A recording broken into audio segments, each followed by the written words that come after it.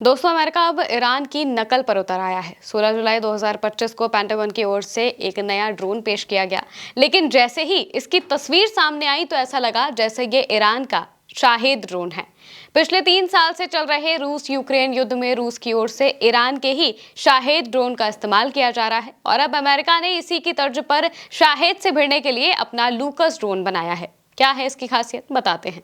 दोस्तों, पेंटागन की ओर से जैसे ही नया ड्रोन पेश किया गया तो इसने दुनिया भर के रक्षा विशेषज्ञों और टेक्नोलॉजी एक्सपर्ट्स का ध्यान अपनी तरफ खींच लिया। अमेरिका के एरिजोना स्थित डिफेंस कंपनी स्पेक्ट्रवर्क्स की ओर से विकसित किया गया ये नया drone low cost and crew combat attack system लूकस है।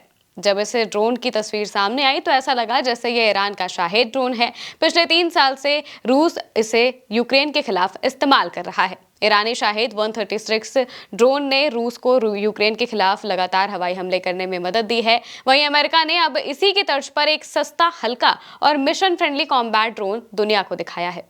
सोशल मीडिया प्लेटफॉर्म एक्स पर कई लोगों ने दावा किया है कि लूकस हूबहू ईरान के शाहिद 136 और रूस के जरान 2 ड्रोन जैसा दिखता है। रूसी न्यूज वेबसाइट्स ने भी इस पर तंज कसते हुए कहा है कि ये अमेरिकी स्टार्टअप की ओर से बनाया गया ड्रोन है, लेकिन इसका डिजाइन पूरी तरह से ईरानी शाहिद जैसा लगता है।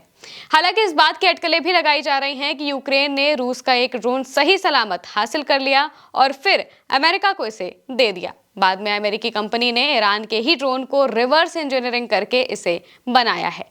यह भी माना जा रहा है कि बड़े पैमाने पर इन सस्ते ड्रोन की सप्लाई यूक्रेन को ही की जाएगी। लूकस की सबसे बड़ी खासियत इसका मॉड्यूलर और ओपन आर्किटेक्चर है। इस कारण इसे के एक ही ढांचे में कई तरह के मिशनों के लिए इस्तेमाल किया जा सकता है, जैसे कि स्ट्राइक, निगरानी और कम्युनिकेशन सपोर्ट के लिए।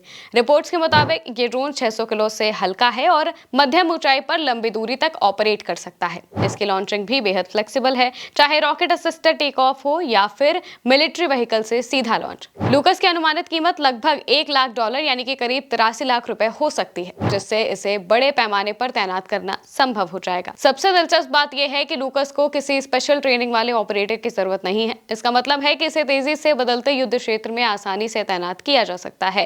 पिछले साल आई एक रिपोर्ट में बताया गया था कि ईरान ने $375,000 यानी कि करीब 3 करोड़ 23 लाख रुपए प्रति यूनिट के हिसाब से शाहिद ड्रोन बेचने की पेशकश की थी। बाद में 6,000 ड्रोन के सौदे में प्रति ड्रोन $193,000 पर तय हुए। इससे डील की कीमत $1.2 बिलियन की हो गई थी। यूक्रेन भी कई बार तुर्की का बायकरात ड्रोन इस्तेमाल करता है। रूस ने 2022 से अब तक यूक्रेन में बर्बर ड्रोन हमलों की बाढ़ ला दी है। जवाब में यूक्रेन ने भी अपने ड्रोन सिस्टम का तेजी से विकास शुरू कर दिया है।